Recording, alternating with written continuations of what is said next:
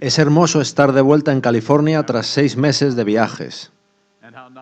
Y es hermoso estar de vuelta en la iglesia de Menton, donde tantos fines de semana hemos pasado en los últimos 20 años. Gracias por invitarnos una vez más. Por cierto, acabo de darme cuenta de que vuestro reloj marca las 8:05. A los oradores nos encantan los relojes que no funcionan. Prometo no tomar indebida ventaja de ello.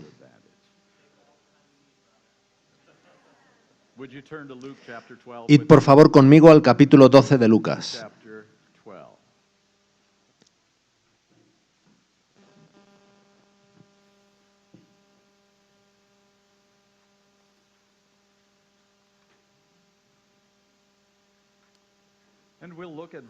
Veremos el versículo 39, Lucas 12, 39 y 40.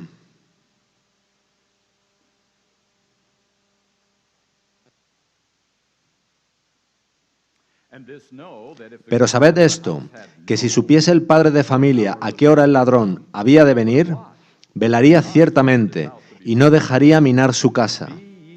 Vosotros pues también estad preparados, porque a la hora que no penséis, el Hijo del Hombre vendrá.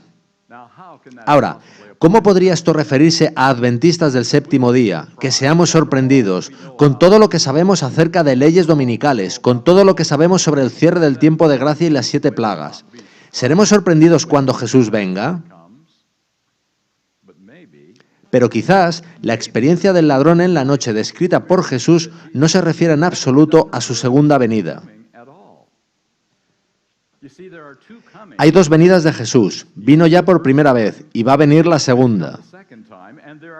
Y hay 2 venidas del Espíritu Santo, ¿verdad? Vino sobre los apóstoles y vendrá de nuevo con gran poder. ¿Podría ser eso lo que nos encontrase desprevenidos, como un ladrón en la noche?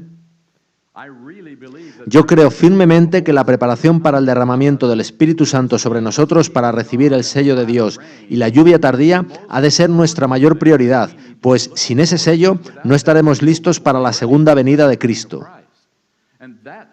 Podría ser eso lo que nos encontrase desprevenidos. Por tanto, ¿cómo podríamos evitar que la crisis que se avecina sobre este mundo nos sorprendiese como ladrón en la noche? Quiero compartir con vosotros un par de citas que pueden resultaros muy sorprendentes si nunca las escuchasteis antes. El deseado de todas las gentes, página 634. Si la Iglesia de Cristo hubiera llevado a cabo la obra señalada, el Señor Jesús habría venido a la tierra en poder y gran gloria. Ahora, el deseado de todas las gentes fue escrito antes del año 1900, y ella nos dice aquí que si nosotros, nuestros antepasados en la Iglesia Adventista del Séptimo Día, hubiéramos realizado nuestra tarea, Jesús habría venido antes del año 1900. Veamos ahora en el Evangelismo, página 696, la otra cara de la moneda. La incredulidad, la mundanalidad, la falta de consagración y las contiendas entre el profeso pueblo de Dios nos han mantenido en este mundo de pecado y tristeza tantos años. Así que, ¿por qué estamos aún aquí en este sábado en la iglesia de Menton? Leo aquí que es por incredulidad, mundanalidad, falta de consagración y contiendas por lo que aún estamos aquí. Si pudiese remediarse esto, no estaríamos aquí por más tiempo. En cualquier caso, ¿cuál es la razón de la existencia de la Iglesia Adventista del Séptimo Día? Leámoslo en el capítulo 7 de Apocalipsis. Aquí se encuentra la misión de la Iglesia Adventista del Séptimo Día.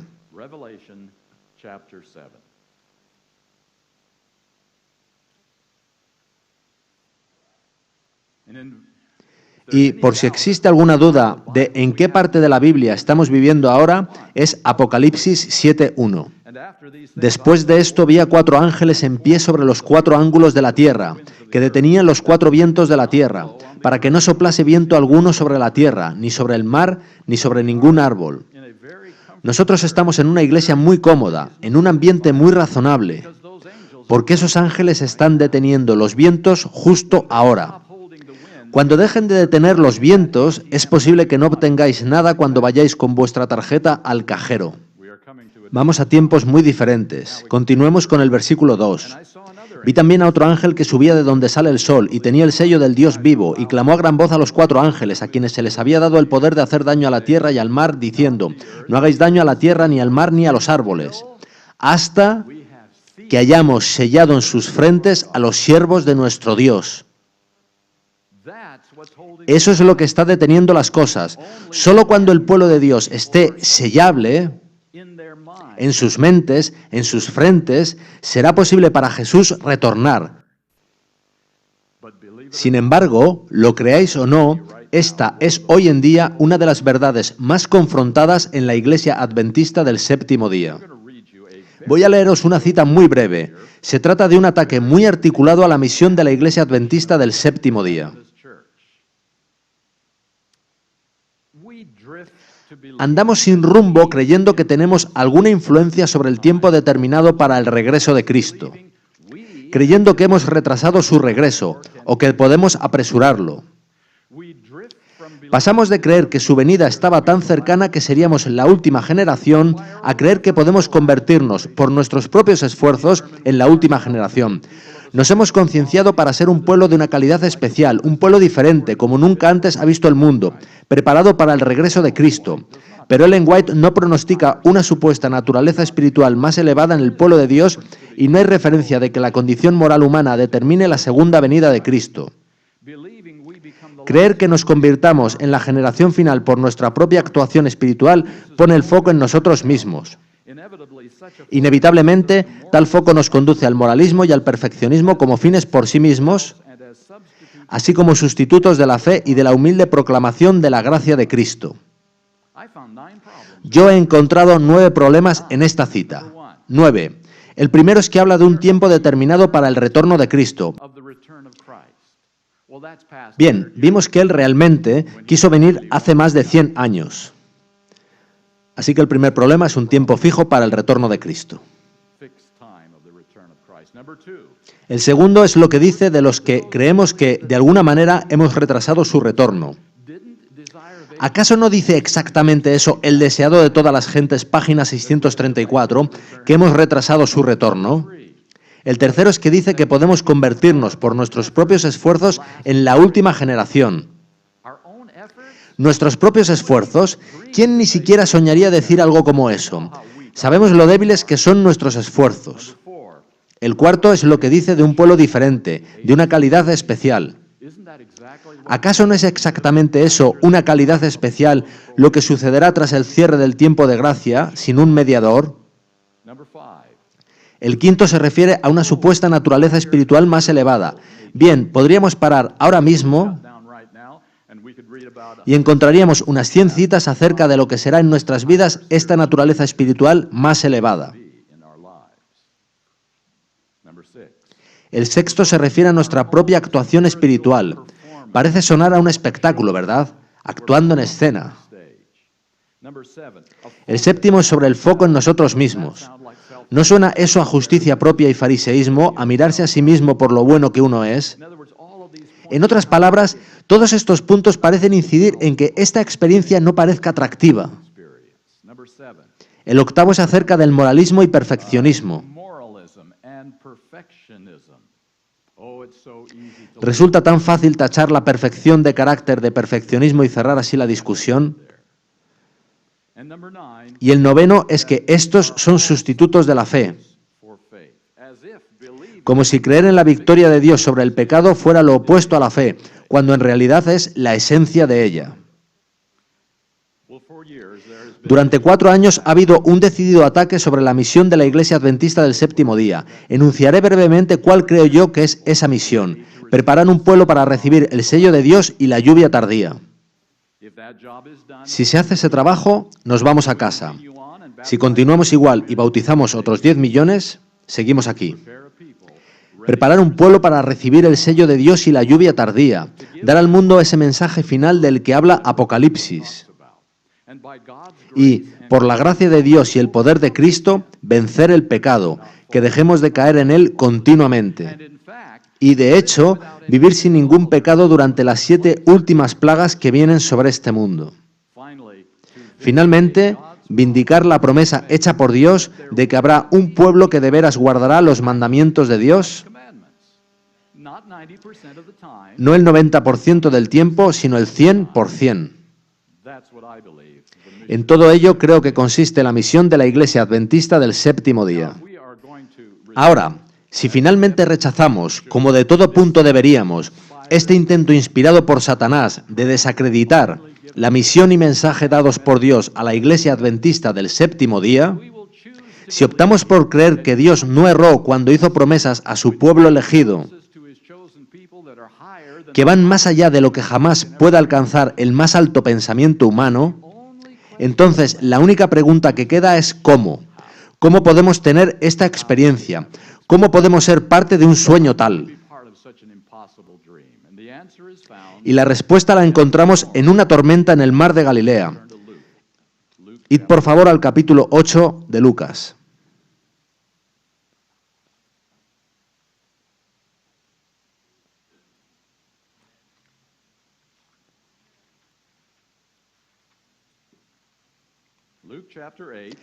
Lucas capítulo 8 y veremos el versículo 24.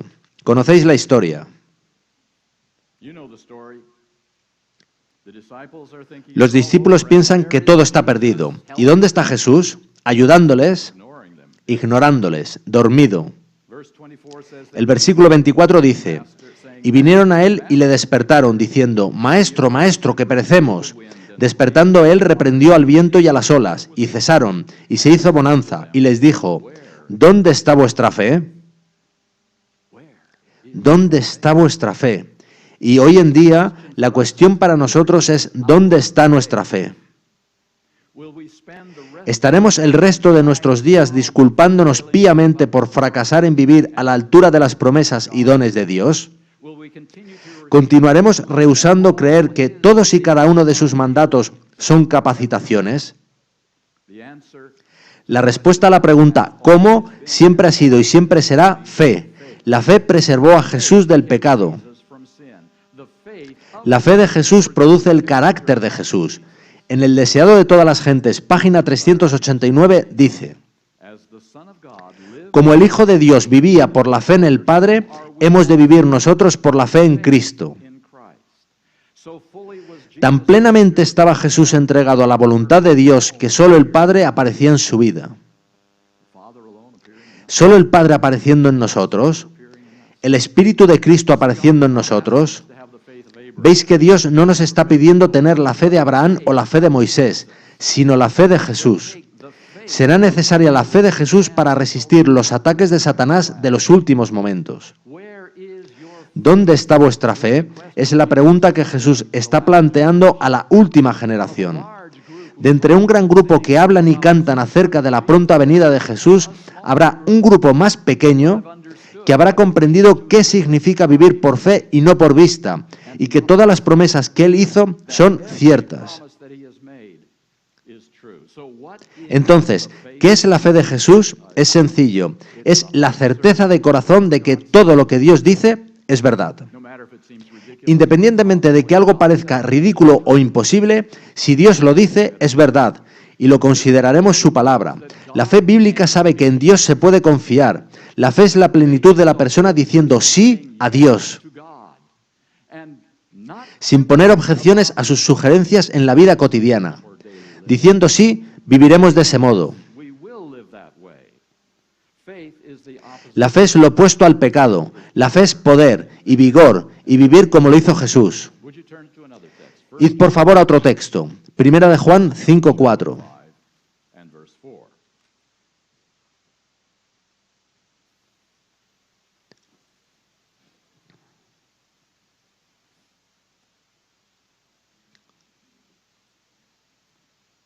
Dice así.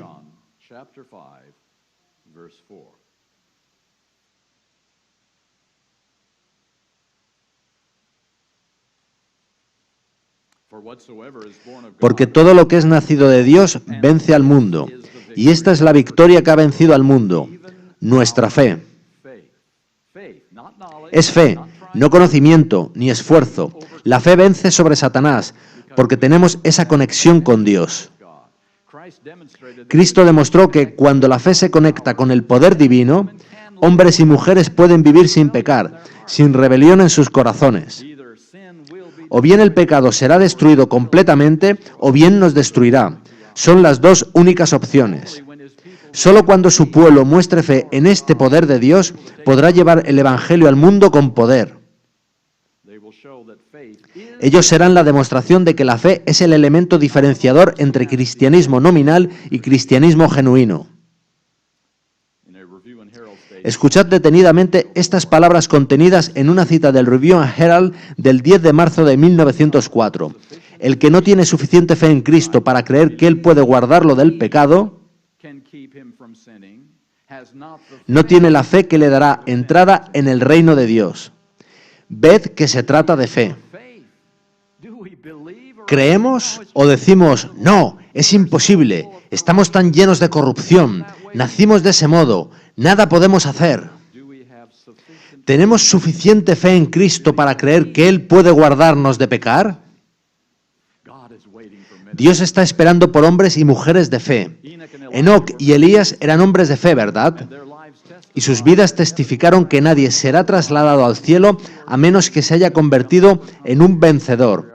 Sobre Enoc dice Patriarcas y Profetas, páginas 88 y 89.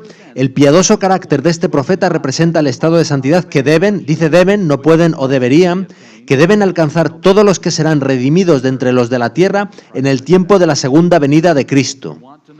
Así que si queremos saber cómo estar al otro lado del corte y ver venir a Jesús, estudiemos a Enoc. Testimonios volumen 2, página 122. Como consecuencia de su fiel obediencia a Dios, fue trasladado. Del mismo modo, los fieles que permanezcan vivos serán trasladados. ¿Como consecuencia de qué? De su fiel obediencia a Dios. Una generación, alguna generación, se convertirá en esa generación. Las promesas de Dios no fallarán. Alguna generación se convertirá en esa generación.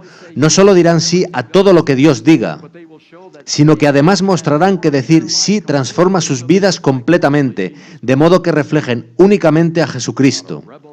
Nunca más habrá ni un rebelde entre ellos. Son hombres y mujeres de fe. Así que ese es realmente el punto principal que quiero compartir con vosotros ahora. A muchos les aterra la enseñanza de que vayamos a desarrollar caracteres perfectos en el poder de Cristo. Esto no es nada nuevo. John Wesley se enfrentó al mismo problema. Él fue un gran defensor del poder del Evangelio para vivir superando la tentación y el pecado. Él encontró muchísima oposición en sus tiempos. Uno de los más feroces oponentes a esta enseñanza fue un hombre llamado el conde de Zinzendorf, y comentando sobre él escribió lo siguiente: difícilmente se encuentra en las Sagradas Escrituras una expresión que haya causado más ofensa que esta. La palabra perfecto es lo que muchos no pueden soportar.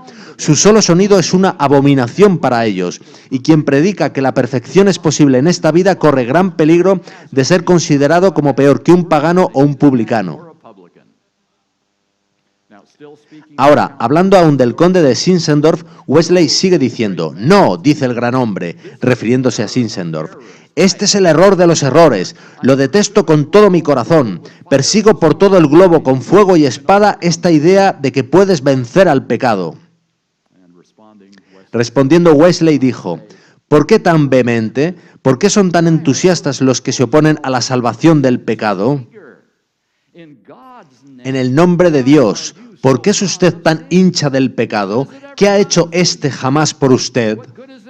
¿Qué bien puede hacerle en este mundo o en el venidero?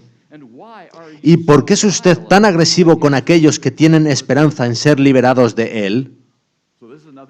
Así que esto no es nada nuevo. Se trata simplemente de nuevo del espíritu de los tiempos, que nos invita a pensar que eso no puede suceder porque nos miramos a nosotros mismos y decimos: no, no es posible.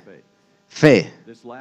Esta última generación reflejará el carácter de Cristo, no para glorificación humana y ni siquiera para nuestra salvación, sino para la glorificación de Dios y Jesucristo. Ved que cuando la pregunta más importante no es ¿tengo seguridad de mi salvación?, entonces podemos estar aproximándonos a cuál es la verdadera fe. Porque estamos queriendo testificar por Dios. No estamos queriendo decir, mírame, voy a lograrlo, voy a sobrevivir a esto. Solo estamos interesados en el buen nombre de Dios. Así que la única pregunta hoy es, ¿glorifica mi vida a Cristo? ¿Cuento y vivo la verdad acerca de su carácter? ¿Son sus peticiones y sus mandatos un gozo y una delicia, o estamos quejándonos y refunfuñando sobre lo duros que son? Antes de cerrar, hemos de echar un vistazo al capítulo 7 de Romanos. Si hay algún capítulo de la Biblia que ha mantenido a los cristianos en un estado de mediocridad, ese es Romanos 7. Pues ha sido muy grandemente malentendido. El protagonista de Romanos 7 no es un hipócrita, ama la ley de Dios, es sincero, pero no está genuinamente convertido. Romanos 7 describe al clásico legalista. Desea realmente la victoria, quiere algo mejor. Persigue la victoria con todos sus esfuerzos humanos, pero fracasa constantemente. Leamos un versículo o dos de Romanos 7. Versículo 15. Porque lo que hago no lo entiendo, pues no hago lo que quiero, sino lo que aborrezco, eso hago. Fijaos en los versículos 18 y 19. Y yo sé que en mí, esto es, en mi carne no mora el bien, porque el querer el bien está en mí, pero no el hacerlo. Porque no hago el bien que quiero, sino el mal que no quiero, eso hago. ¿Lo ves? Así será hasta que Jesús venga. Bien, eso es lo que la mayoría de cristianos dicen y creen. Comparemos. Dejad marcado Romanos 7. Volveremos ahí. Id a Gálatas 2. Leamos primero, antes de ir a Gálatas 2, Romanos 7, 17.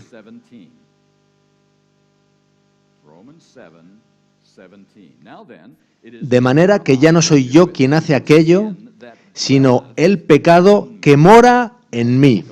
Ahora sí, id al capítulo 2 de Gálatas.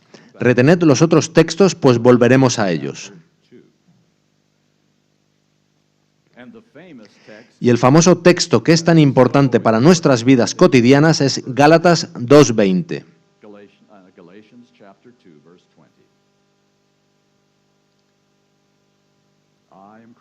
Con Cristo estoy juntamente crucificado, y ya no vivo yo, mas vive Cristo. ¿Dónde? En mí. Y lo que ahora vivo en la carne, lo vivo en la fe del, no fe en, sino fe del Hijo de Dios, el cual me amó y se entregó a sí mismo por mí. Así que veis que tenéis una elección. Puedes tener pecado morando en ti o puedes tener a Cristo morando en ti. Son dos experiencias totalmente diferentes. No pueden tener lugar ambas al mismo tiempo. El legalista sufre con conflicto y frustración. He de esforzarme. Algunos abandonan completamente y simplemente eligen los placeres de este mundo porque la batalla es demasiado dura.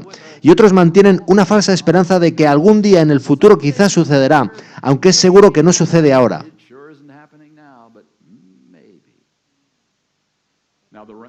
Ahora bien, el hombre de Romanos 7 hace la pregunta correcta cuando dice, ¿quién me librará de este cuerpo de muerte? En verdad planteó una buena pregunta y la respuesta fue inmediata, ¿verdad? Gracias doy a Dios por Jesucristo, Señor nuestro. El hombre de Romanos 7, fijaos detenidamente al leer el pasaje completo, se declara a sí mismo carnal y vendido al pecado. Y Pablo indica que la mente carnal es enemistad hacia Dios, odio hacia Dios. Pero en Romanos 8 hay una experiencia transformada, porque Cristo se ha convertido en el centro de la vida de este hombre. Romanos 8:2 dice, porque la ley del Espíritu de vida en Cristo Jesús me ha librado de la ley del pecado y de la muerte. Hay dos opciones, la ley del pecado y muerte o la ley del Espíritu de vida en Cristo Jesús. Son las dos únicas opciones. La primera se corresponde con la mente carnal, la segunda con la mente espiritual. En ninguna parte de las Escrituras están más claramente mostrados la diferencia y el contraste entre una vida de esfuerzo y la vida de victoria como en Romanos 7 y Romanos 8. Y por ello Romanos 8 puede concluir en el versículo 38 con esta hermosa cita.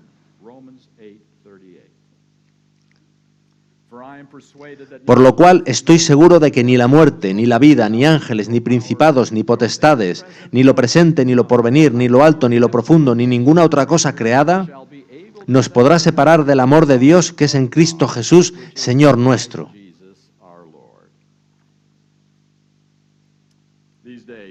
En estos días hay muchos llamados a la unidad.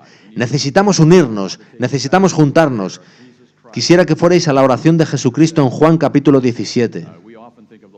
A menudo pensamos en la oración del Señor, pero esta es la auténtica oración del Señor por sus discípulos y por nosotros.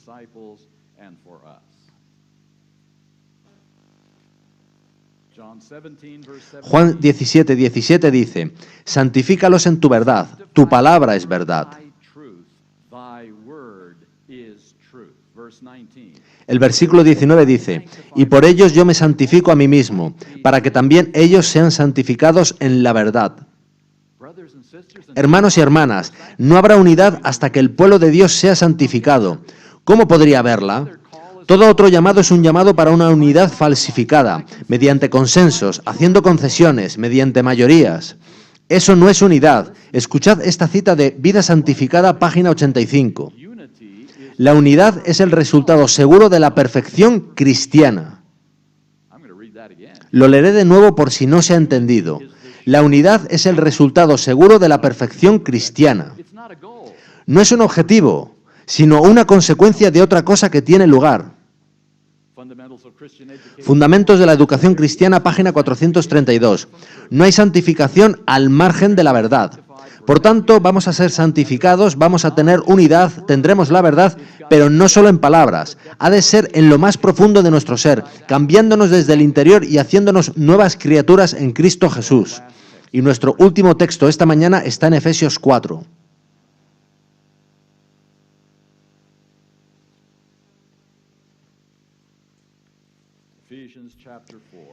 Efesios 4, versículos del 13 al 15, dice lo siguiente.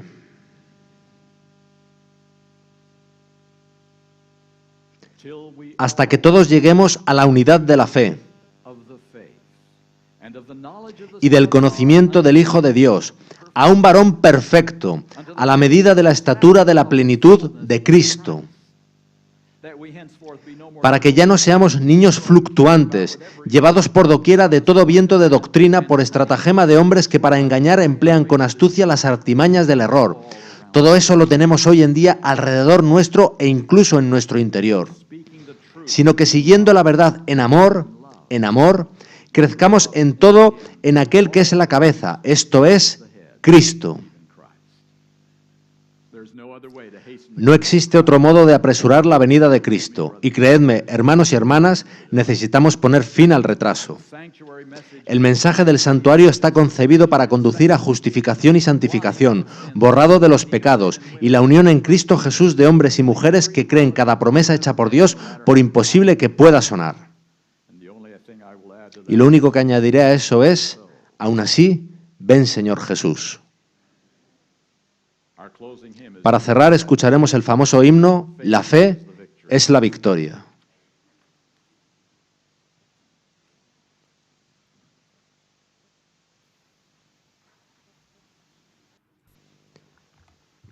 Por favor, poneos en pie conmigo para ir al número 608 y cantar La fe es la victoria.